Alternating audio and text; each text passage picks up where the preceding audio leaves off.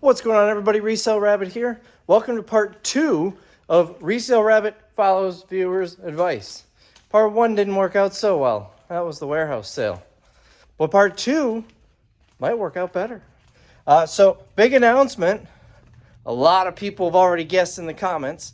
I'm doing Whatnot streams now. I'm going to give it a try. So, Friday at 4:15, I think I've got it scheduled for Central Time. That'll be 5:15 Eastern Time, and Pacific Time will be your local news. Are you guys old enough to get that joke? I feel like most people are old enough to get that joke, but I often feel really old. Anyways, we're going to be doing a Whatnot stream. We're just going to be unboxing an Amazon pallet and selling probably not everything in the pallet because we don't have that kind of time, but as much as we can get to in an hour or 2 hours or however long we end up doing it. I'm just kind of winging it. I've never done Whatnot before, so I have no idea what I'm doing. So if you're not familiar with Whatnot, the way it works is it's like a video sales. I'm going to hold up an item that I randomly grab out of a pallet and let you guys bid on it. And it's all electronic. You just push a button to bid, and it starts at $1, sells for whatever it sells for. And if you don't have a Whatnot account yet, Whatnot actually gave me a referral link. So down below is a link that you can click.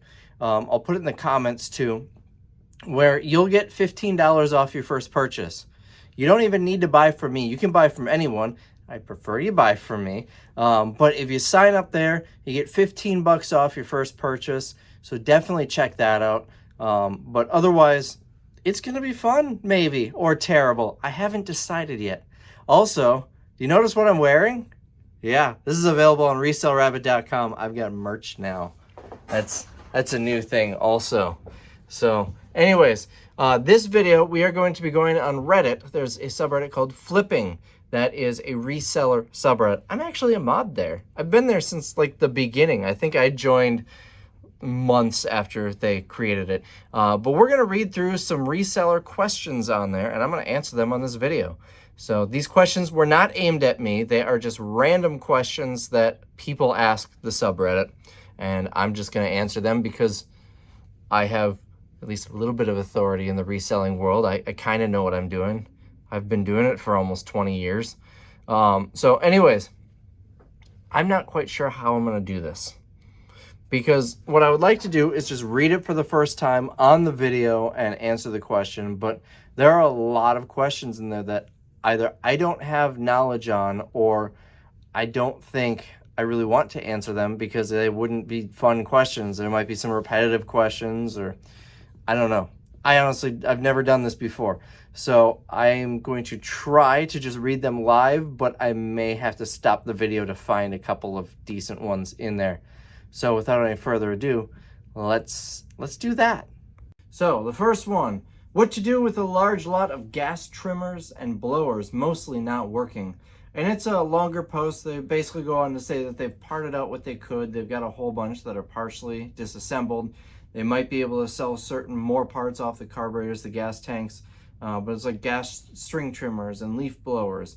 What should I do with them? They have about 50 trimmers and 30 blowers.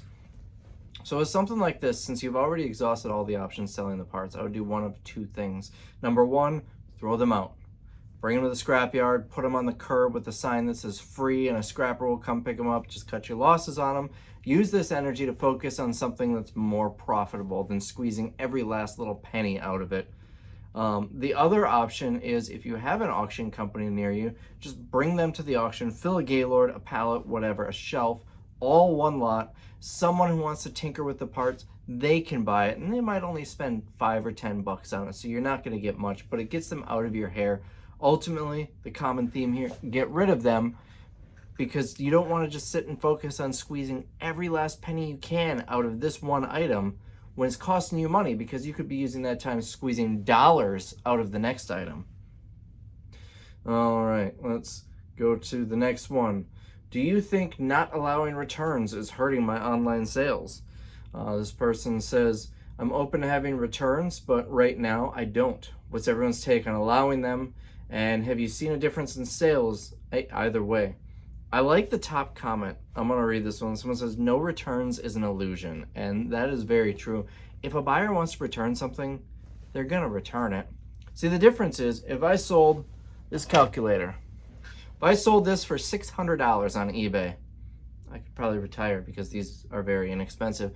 And the buyer, it works. See, it works fine. All the numbers are lit up. They decide, you know what? I changed my mind on this. I don't want it. And they go to my account, they see, oh, no returns. But they know that if it's defective or it's not as described, they can return it. So what are they gonna do? They're just gonna break it and then force me to accept a return.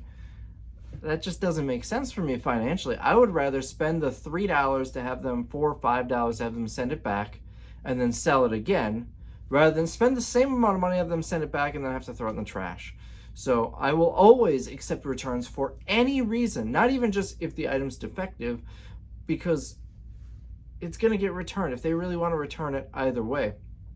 The other thing is having no returns may deter some buyers, especially on things, if you're selling clothing, oh, you have to have returns because every clothing item fits different. A size 6 dress is going to be too small, but then you get a size 6 dress from another brand and it's like a parachute. It's, women's clothes is notorious for this, but men's clothes has this problem as well. For instance, I'm a tall, thin guy, and when I get my size clothes, sometimes they're made for tall, thin guys, but sometimes they're made for short, stocky, bald men like George Costanza. And the problem with that is they're the same size. So sometimes it fits really nice, sometimes it doesn't.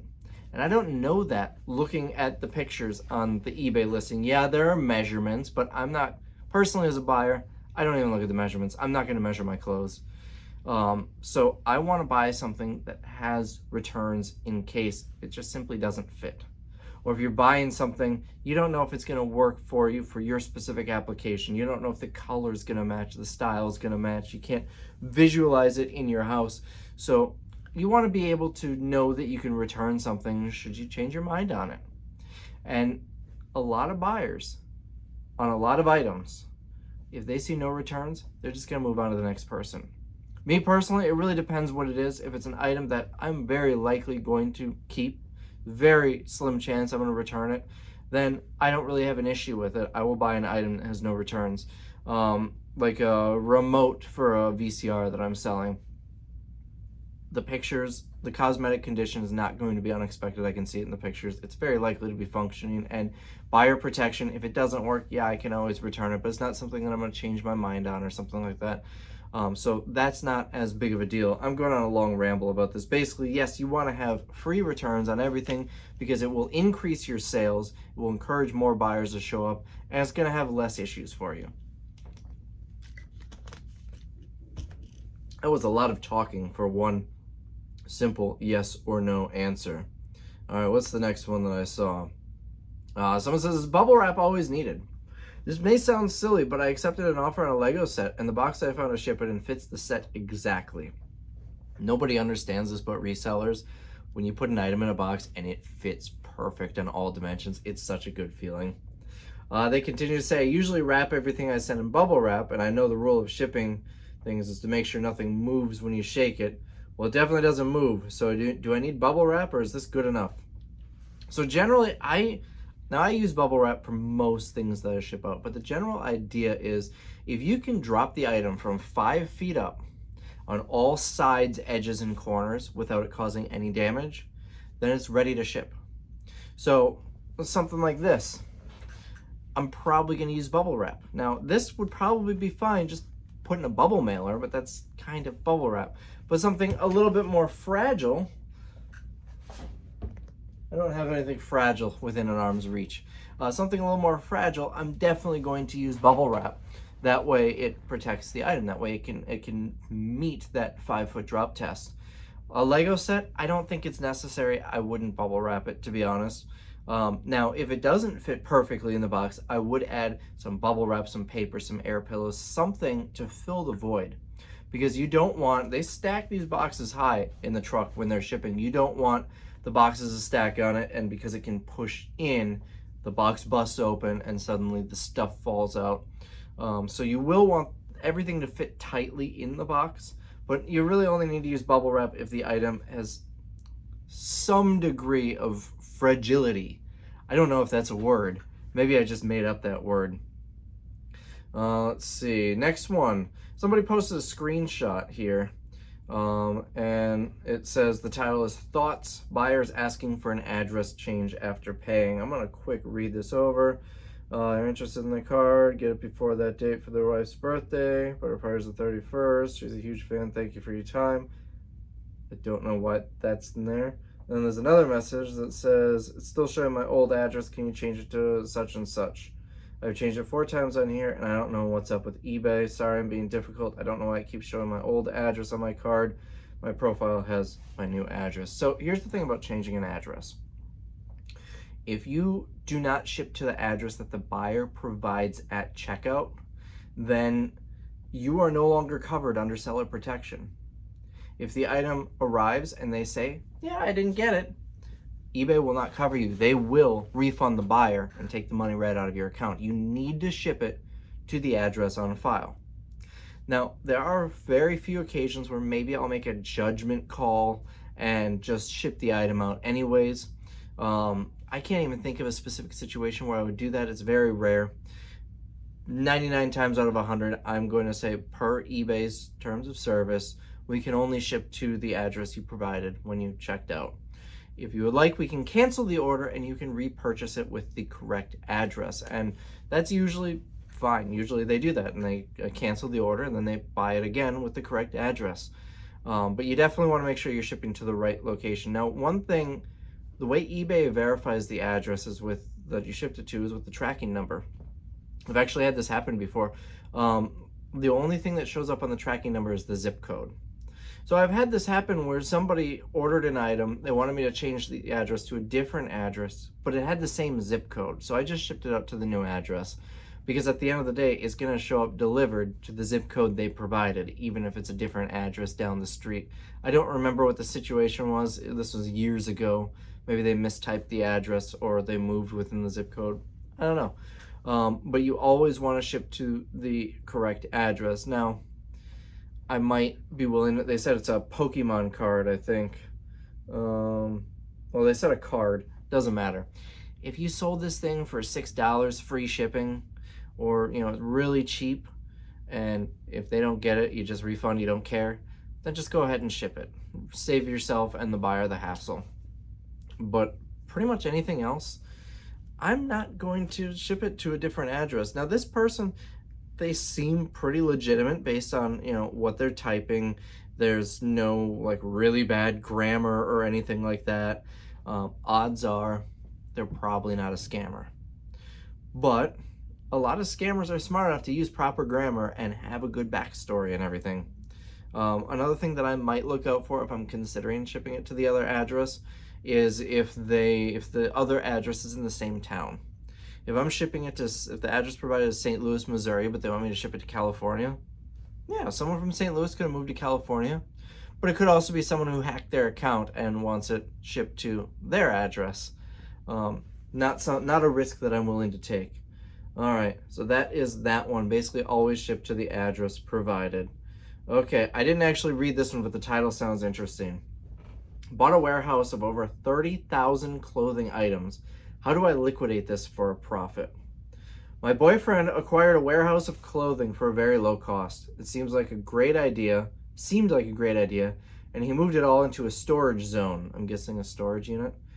We've now counted and separated the items. There are over 30,000 items. Some come by the case, and they're definitely going to be hard sales. Some are samples from high-end brands, but they are few and far in between. They all still have price tags with the original retail price. Some dresses retailed at $130 a piece. We have racks and racks of house coats, jackets, pajamas, dresses, kids' clothes. A lot of it is outdated, but I'm sure someone would see value in it for $5 a piece. If we would sell each item for $2, we have more than made our money back, but the potential to be made is much more here. We've considered selling some of these things online individually, like Poshmark, maybe doing bulk boxes for a flat rate on eBay. How about selling to liquidation stores? Has anyone had a similar situation? Looking for efficient options because I'm drowning in clothing. Okay, so it's all brand new, first thing that I would really consider is just selling them to a liquidation place. 30,000 pieces, you could probably get $1 a piece, 30 grand right there. I don't know that you would get more than that, especially since some of it's outdated. I don't know what we're looking at here. Amazon clothing is worth a lot less than, Macy's clothing, for instance. Some of the dresses have high dollar price tags. That doesn't mean much just from what I'm seeing here, because I've gotten cheap, poor quality Amazon clothing that has a really high price tag on it, and it's never sold for that much. It's just so the buyer thinks they got a really good deal. I would recommend those expensive dresses, just look them up on eBay, look up sold listings and see if they're worth putting on eBay. But if they're not, try and sell it all to a liquidation company at $1 each, maybe even 50 cents each. I'm sure at 50 cents each, it would be gone like that. Just Google liquidation stores, liquidation companies near you, and see if you can sell it all to them. Now, another potential option, my first thought before I saw it was all new, I had a similar situation almost 10 years ago.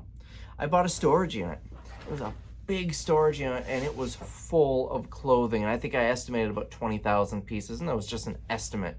I hung up like 500 pieces or something like that, and then saw how much was left and guessed about 20 or 30,000 pieces. You may remember this. It was probably on a video. We're going back to like 2015, right after I got this warehouse. And I didn't know what to do with it. I wasn't going to go and sell it on eBay. It was decent brand stuff, but it wasn't like eBay brands. It was like, American Eagle and Abercrombie. Let me mute that. So anyways, what I decided to do was I bought some clothes racks and I hung them all up. Bought some clothes racks, bought some hangers, and I hung them all up by the loading dock in the warehouse, and just open the doors. Everything's $1. Does that sound familiar? That's how the warehouse sales actually got started. They were dollar sales, and it started because I had too much clothes, didn't know what to do with it. Everything's $1, and I made like $2,000 or $3,000. And then I started doing more of these, still with these clothes because there was still so much more. But then I started putting in other storage unit stuff. And so anyways, that's another option. It's a shame you already took them out of the warehouse and put them in a storage unit, because selling them $1 a piece would be good.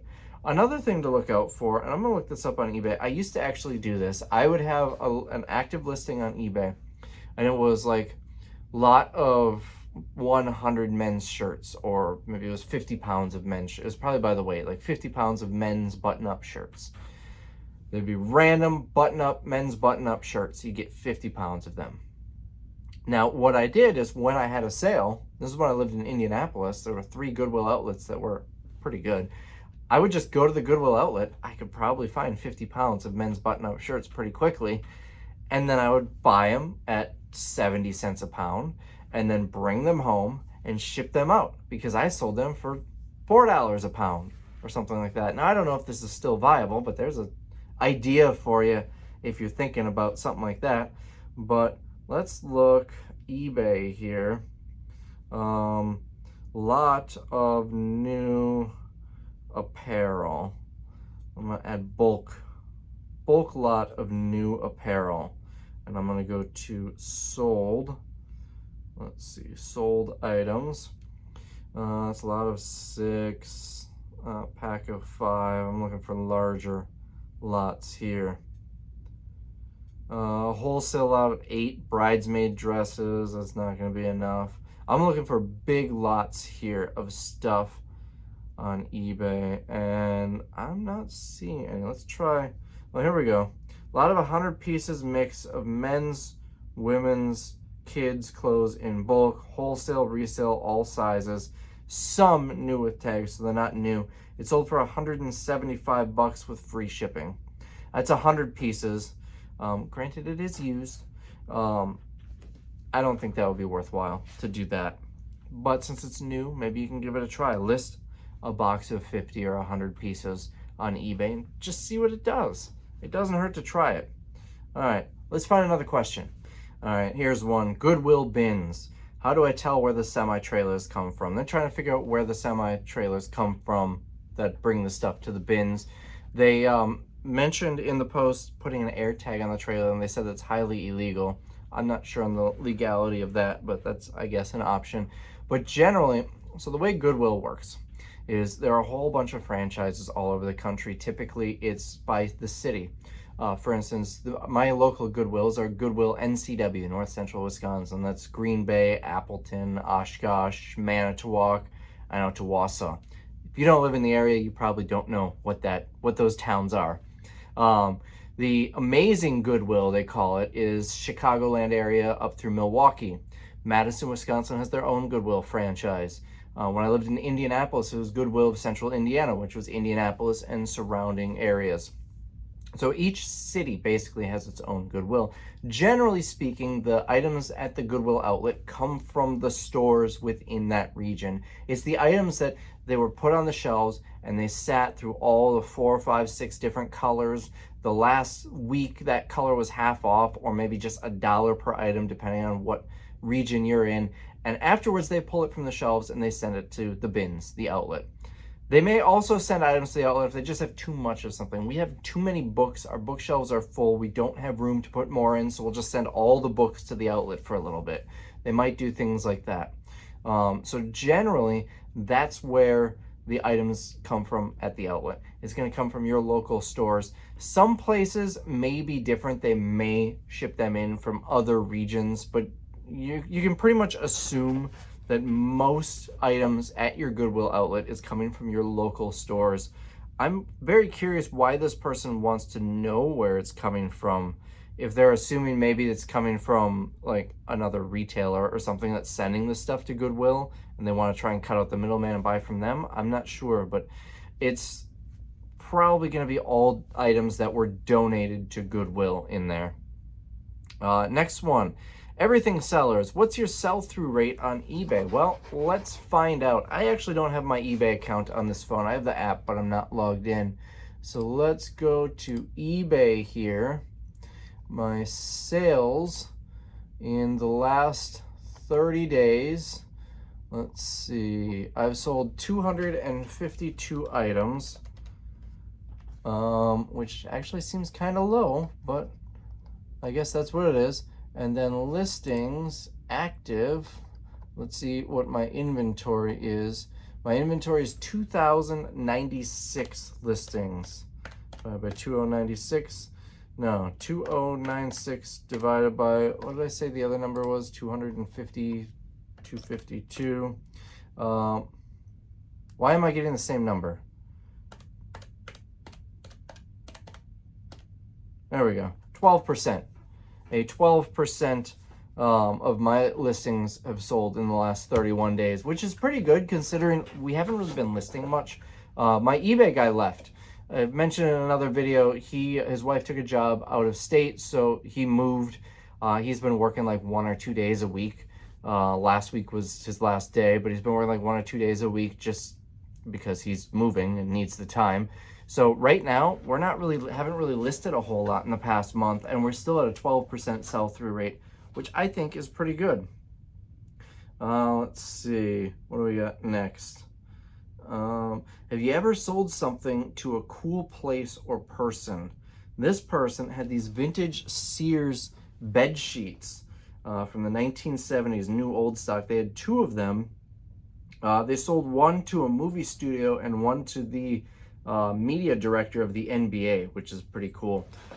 I've had a decent amount of neat sales. Now, I don't look at every buyer to see who they are, and I actually haven't really been doing much of the shipping for the past few years, so I don't get to see every buyer, but I do know we've sold to movie studios. I was able to track a couple of them down. Remember the old food packaging? We actually still have some listed on eBay, but the sales have pretty much died off on them. We've sold most of it by now. But I believe some of it was sold to the props department for Stranger Things.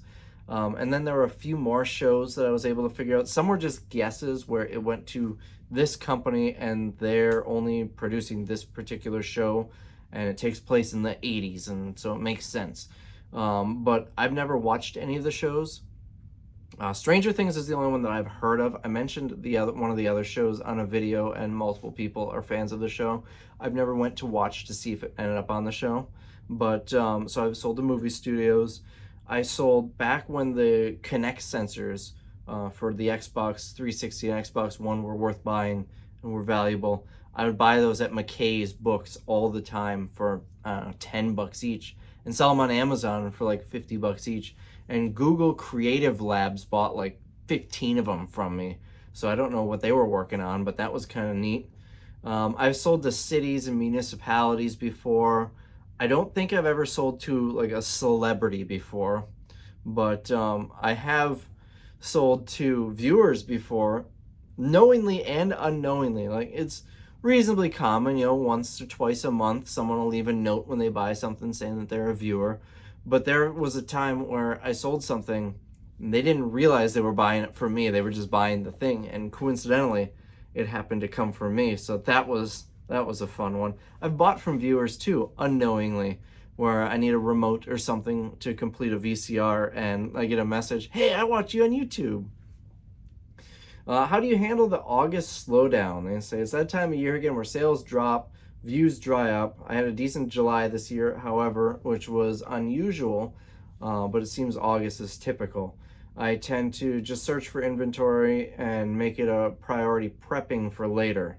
Although I always feel like I'm bloating inventory too much when I do, as sales are slow, but it usually works out later on. I don't really have any consistency on what months are good, what months are bad, other than the Christmas season being good. I think a lot of it really depends on what you sell. If you're selling sidewalk chalk, for instance, you're going to have a really good July and August, but your February isn't going to be that great. Same with swimsuits and so it really depends on what you sell. And I would try and broaden your horizons to find products that you can sell successfully year-round. That would be my first suggestion. My second suggestion, if that's not an option, try and figure out why August is so slow. It could be a chicken or the egg situation. Since it's slow, are you just not buying much and not listing much? Because that could also be a reason why it's slow. But personally, what I would do, if there's no way to fix it for your situation, I would say set aside, if it's 1 month a year, you get half your sales. Set aside 1/24 of your income every month beyond August throughout the year in an account, and then you draw from that in August. 1/24, because 1/12 would imply August you get 0 sales. Assuming you get half your sales that you normally do in August, 1/24 of your total income each month will basically make you whole for August. That's what I would recommend there. Someone says run a markdown sale. I did a 20% off sale and stuff had been selling crazy. Yeah, that's a good one. I do sales pretty often, especially on inventory that's been sitting for a while, and sometimes I will be very aggressive on those sales. Sometimes a little too aggressive. I do free shipping on just about everything. So what I'll do is like 40% off anything that's $15 or more if it's been listed for over a year. Sometimes I pay to sell some of those items because it turns out one of those items is a bigger item and it costs more in shipping and fees than I sold it for. But usually it works out in the end. Someone suggested cross-listing your stuff. They use Flipkit. I'm not familiar with them, so your results may vary with that. I've heard of... Hold on, I think I have a thing for them. I forgot the name of the company.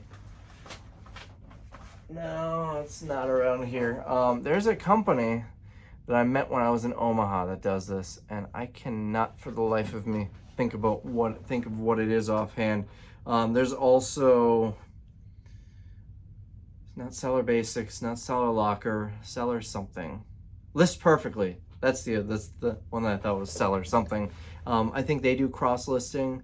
It's really bothering me that I can't think of the name. Let's see.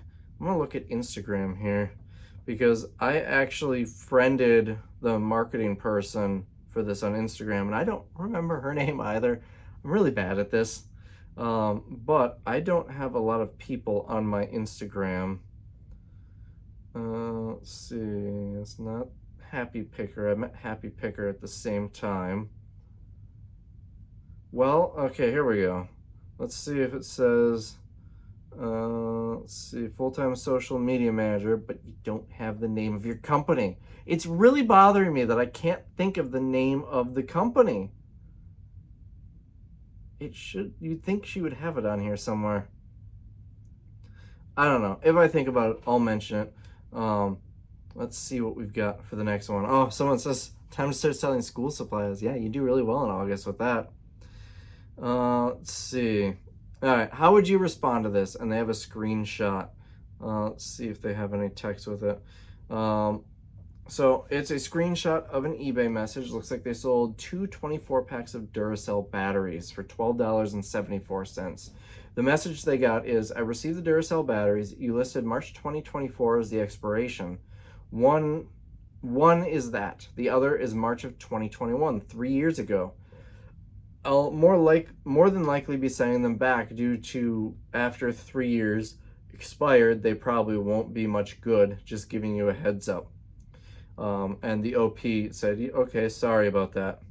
And the buyers replied, I needed batteries this morning, so I opened the 2024 pack. So now I have to keep them, even if the other pack is no good. It might be, I'll use them next. I'll let you know what happens. They are mine, what comes about. I don't know what that means. So anyways, they have a picture. I'm zooming in. These must be, these are hearing aid batteries.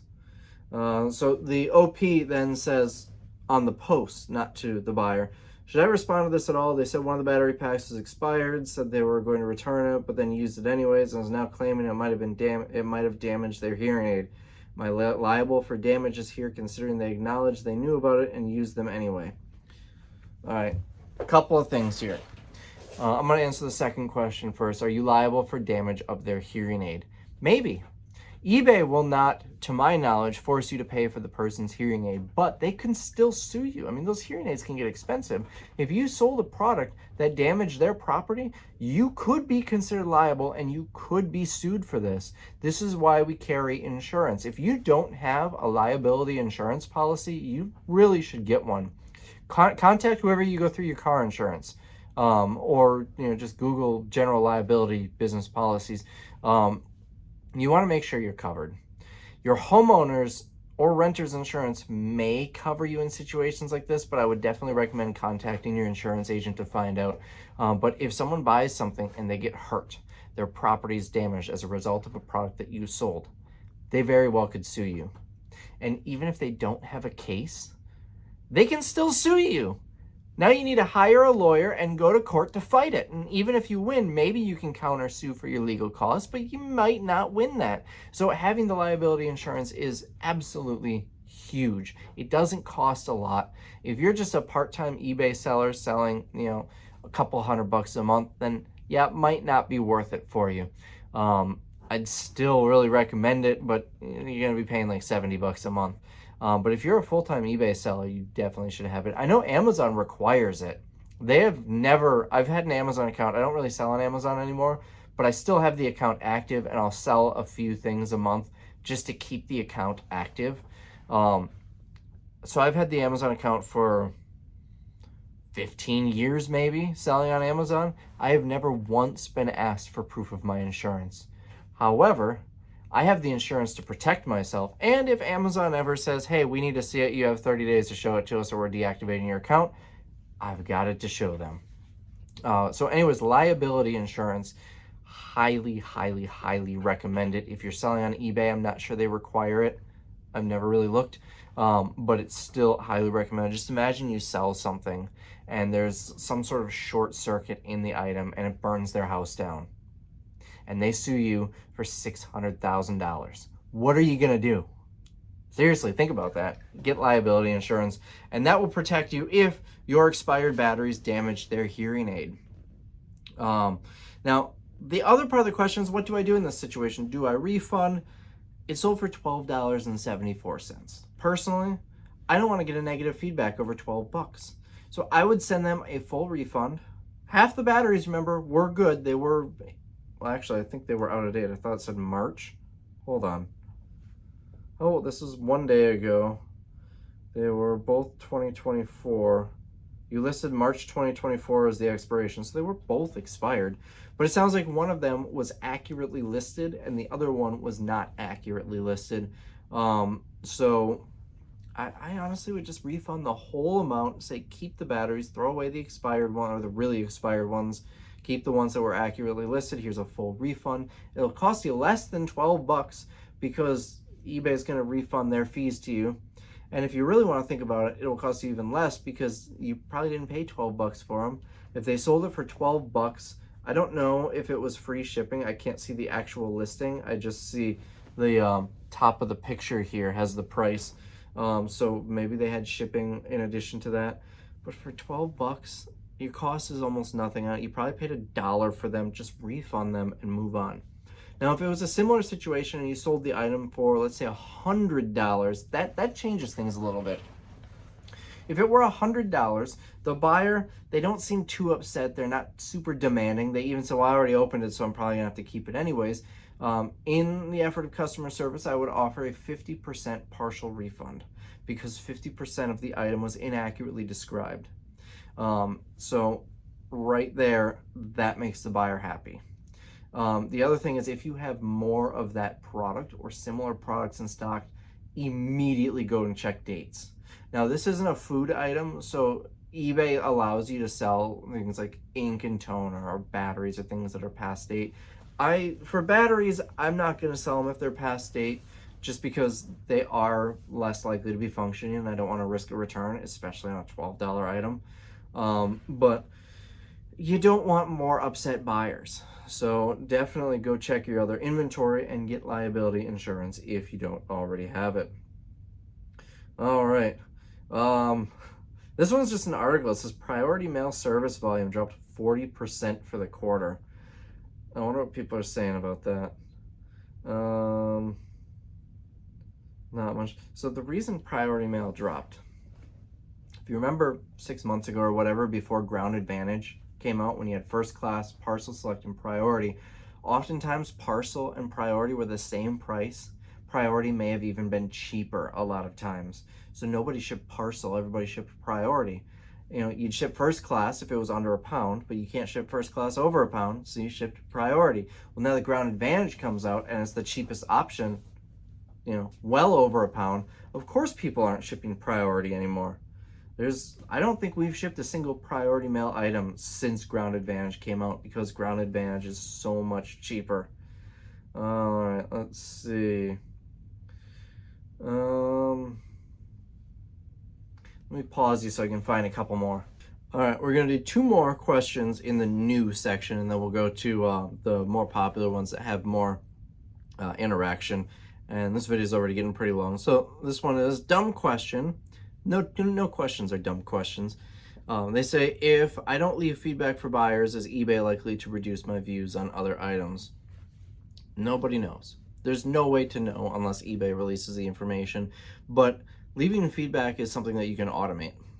I can't tell you the last time I've left feedback for a buyer because I have it set up to when the buyer pays, it automatically leaves them positive feedback. Someone said, and this is really, I think this is basically right where I feel. I wouldn't be shocked if we did find out that eBay was sending more traffic to sellers that are taking part in the feedback system. Now, of course, that runs the risk of leaving a positive feedback for someone who didn't pay or someone who's a pain in the butt buyer. But who cares? As a seller, I can only leave positive feedback anyways, so it doesn't really matter to me. So I just have it set up to be automated, and I think everybody should, just because it doesn't hurt. It takes 2 minutes to set it up, and then you forget about it forever. Although weirdly, someone has left comments on my videos multiple times in the past year, probably 2 or 3 videos, saying, this guy doesn't even have the courtesy to leave feedback for his buyers. Which is weird because, and every time I see that comment, I go and look, and it's still leaving feedback for all of the sales. But anyways, it takes no time to set up, and you set it and forget it. It can't hurt. Maybe it doesn't help, maybe it does help. I would recommend just do it. All right, now where was the other one? I already forgot what it was. How many of you successfully sell larger items using local pickup on eBay? So I have local pickup as an option on pretty much everything that I sell. I very rarely get a local pickup. I think I've had 2 or 3 since I've been doing eBay. And it's actually kind of cool how eBay does it. When the buyer selects local pickup, they get the address after the fact, and then they have they have a QR code that I will have to scan with my phone to verify that they've picked the item up. But anyways, I don't know. I don't do local pickup. Like, I do local pickup, but most items get shipped. I would imagine local pickup would only be beneficial though if it's something that you can't get where you are. If I can go on Facebook Marketplace and find 30 of them in my city, I'm not driving 6 hours away to pick one up that I bought on eBay. However, if it's something that's more rare or specific, like a piece of industrial equipment or something, it could be worthwhile for someone to drive across the country and pick it up. Now, what I will do is freight. I just started doing that. In fact, I just sold an item for $4,000 the other day. It was like $39.95. Oh, I don't have eBay on this phone. I was gonna pull it up. It's a vacuum lifter. So what it does, it's got a big suction cup on it attached to a huge vacuum, and it will pick up like a piece of glass or sheet metal, and it will create a suction with that suction cup with the vacuum and lift it up. It goes on a piece of equipment in a factory. I got this for like 250, 300 bucks, something like that at an auction. That was actually on a video where I got a whole bunch of Allen Bradley parts and lab equipment and stuff too. Sold it for $4,000 plus $200 shipping. Now, it ended up costing me $400 to ship it, but I don't care. I made a ton of money on it by shipping it freight. And I just used uship.com, and I've got a video also explaining how we ship, LTL. And you put it the weight, the dimensions, where it's going, where it's coming from, Cotton Eye Joe, all that type of stuff, and a semi-truck will come pick it up. In my case, I have a forklift and I have a loading dock, so we don't need a lift gate at pickup, but if you're doing it from your house, you would need to arrange that, or find a place that has a dock, a commercial location that has a forklift or dock, and pitch them like 50 bucks to have them load it up for you, because it costs like an extra $100 to $200 for residential and liftgate.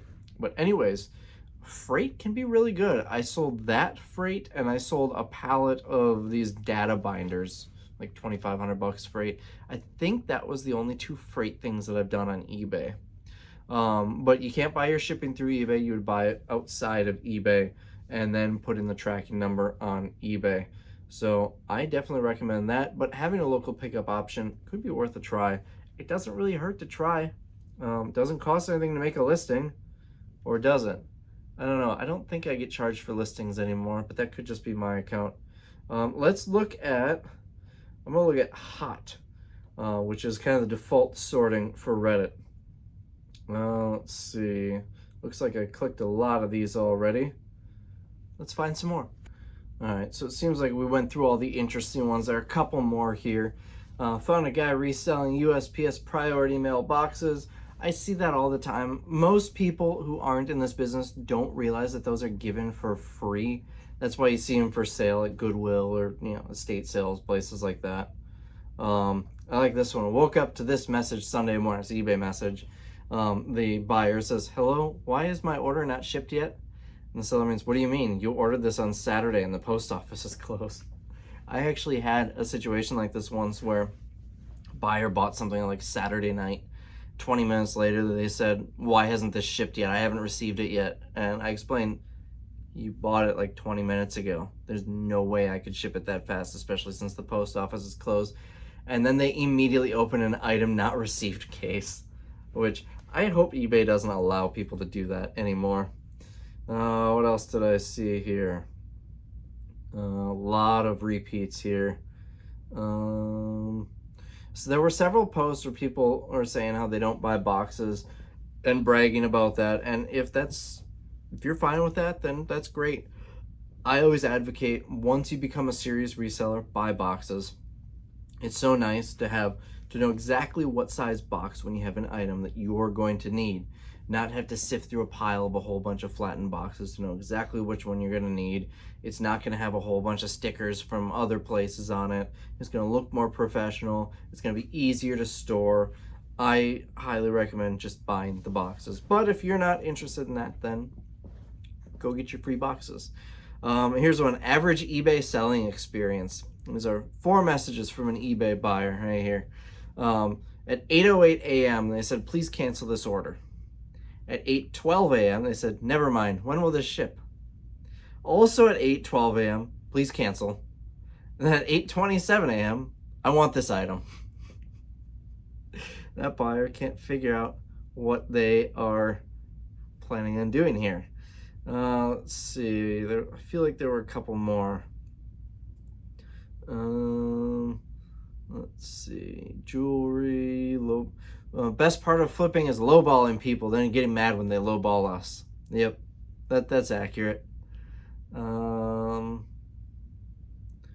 This one, I'm not going to show the photos. I can show this one. It's a storage auction listing. And as you scroll through the photos, there's a dead animal in it. It looks like either a dog or a cat on the floor with a ton of bugs around it in the middle of the storage unit. That is kind of gross. There was a storage unit that I saw once. It was on one of the websites where they have a video of them cutting the lock and opening the door. And they open the door and this huge rat just falls out of the door and runs away. I remember seeing that once. Looks like eBay is getting rid of the ability to see feedback left for others. Interesting. I never really checked that, so not really a big deal to me, but for those who do check that, that would be unpleasant.